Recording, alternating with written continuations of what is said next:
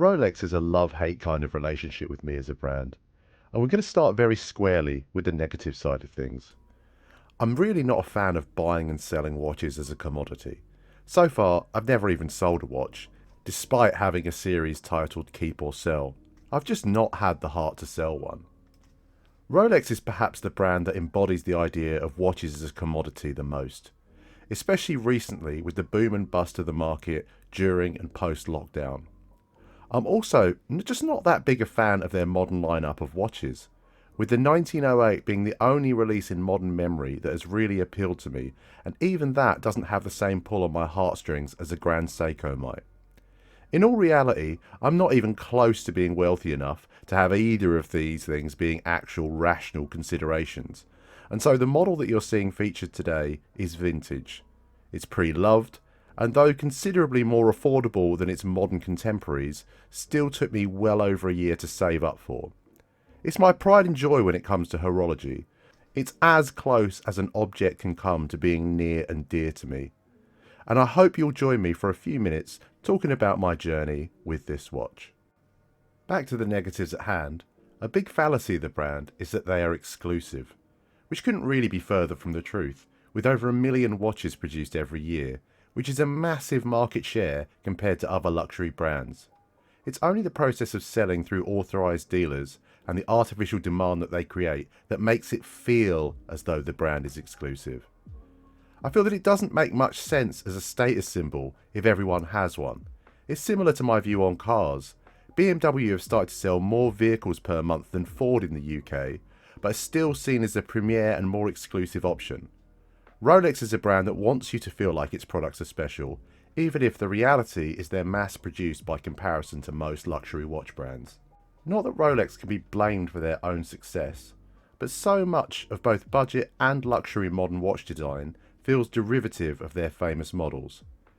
For me, I think that actually diminishes some of the appeal of the originals too. I don't necessarily want to buy a clone of a Daytona or a Submariner, but equally, the same thought process means I don't really want the real thing either, even if I could afford it.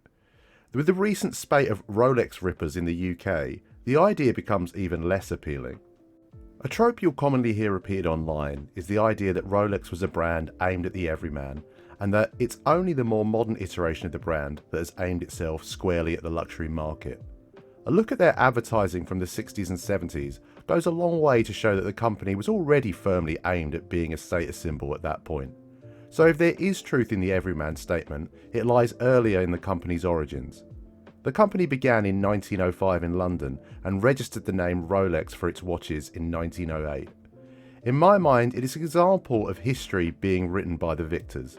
A brand that's young in watch terms, not even Swiss to begin with, but remarkably successful, and the one watch brand that your average person on the street will have heard of. When it comes to owning a status symbol, something that says, "I've made it," a lot of people opt for Rolex for this exact reason. People know what it is. It goes unsaid that it was expensive. It doesn't have to be explained. I have to say, not even this is an appeal for me. I'd far rather have one conversation every now and again about a genuinely interesting watch with someone genuinely interested in watches than be stopped a few times a week by people asking if I'm wearing a Rolex, because often there's no follow-up to that statement that leads to any kind of insightful discussion.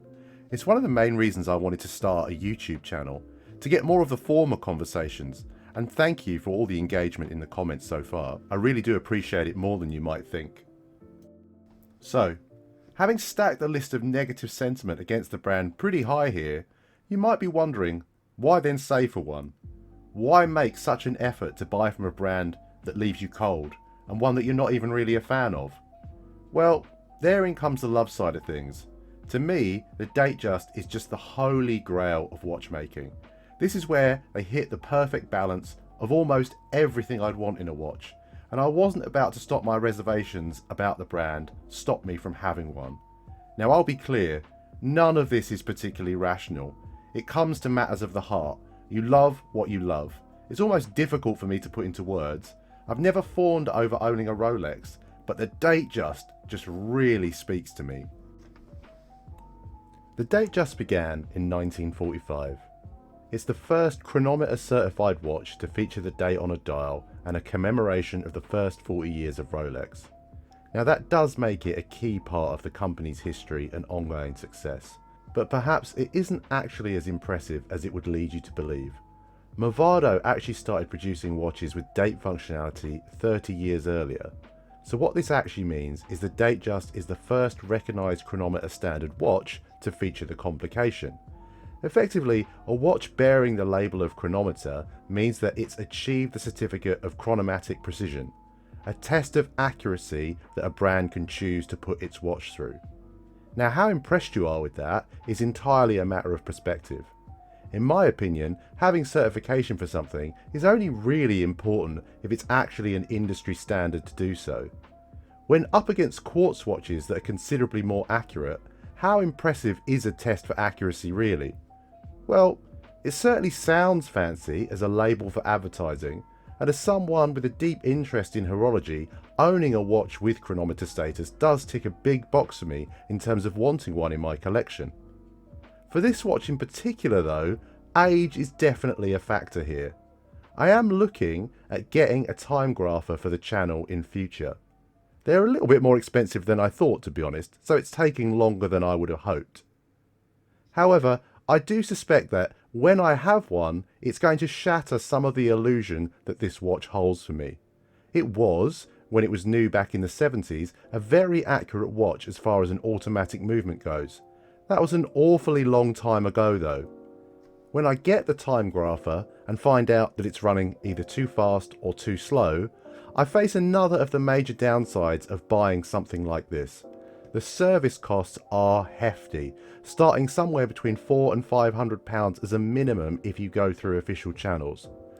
Ultimately, it's highly unlikely to be anywhere near as accurate as a cheap quartz, modern automatic or manual movement coming in well under £100.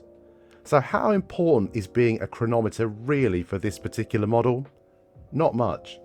So if not for the history, not for the brand prestige, and not for the accuracy as a watch, why the Datejust? Certainly, it's not as famous or sought after as its Rolex stablemates, the Daytona, the Submariner, or the Presidential Day-Date. For me though, it comes down to every facet of its design ticking the right boxes for me. It has everything I would actively seek out in a watch, except for maybe a textured dial. It's also though about what it doesn't have. It doesn't have a rotating dive bezel. That's fine, I don't go diving. It doesn't have a chronograph either. Also fine, I don't want to race anywhere or anyone.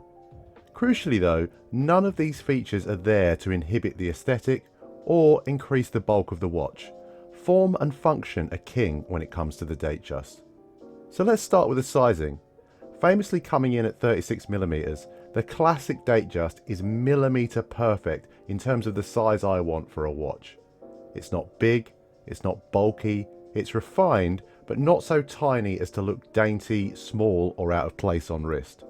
It's extremely light too, and while it wears relatively loose given the age of the bracelet, it's extremely comfortable. It comes in at 12.5mm thick when measured from the centre of the sapphire.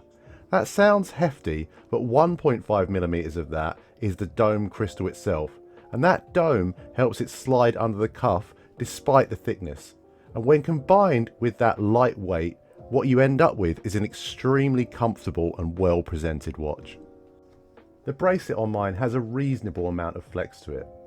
You'd have to pay a great deal more than I did to find watches from this period that haven't been worn in as much though, in all honesty. And I'd bet they're not as comfortable to actually wear. You could also pay far more and still find bracelets far looser. It's just something you're going to have to accept when buying vintage.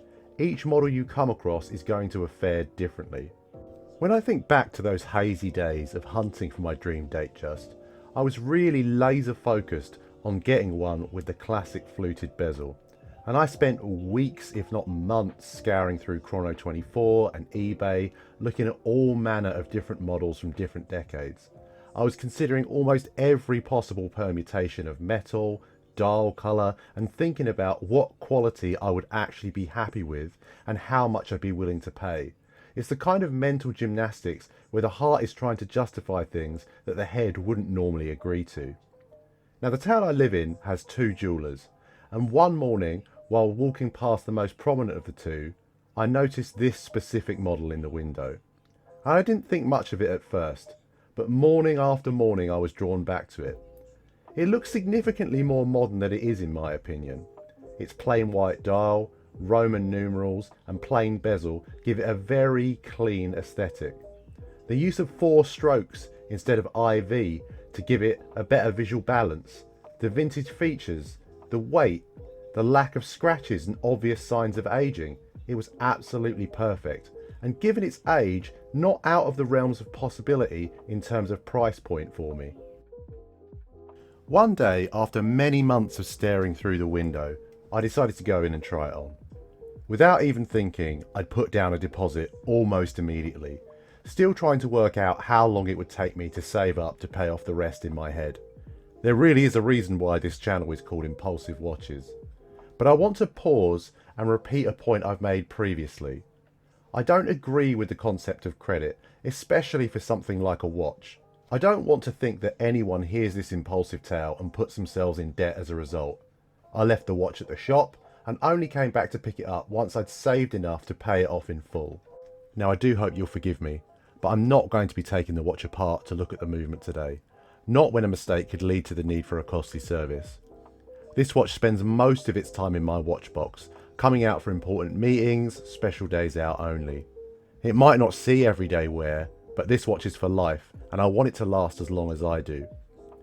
There's an old adage that you should never meet your idols. I think a lot of people might actually change their minds on a Grail watch if they actually owned it. The fact that my Grail was significantly more affordable than most means I'm in that privileged position, and I'm here to tell you that I don't regret it at all. So is there a watch out there that you've been pining for? Something in the shop window or online that you can't get out of your head? Something you can actually afford? Hopefully, if nothing else, this video has given you some food for thought about taking the plunge. As ever, thank you for watching, and if you enjoyed the content, consider liking and subscribing for more.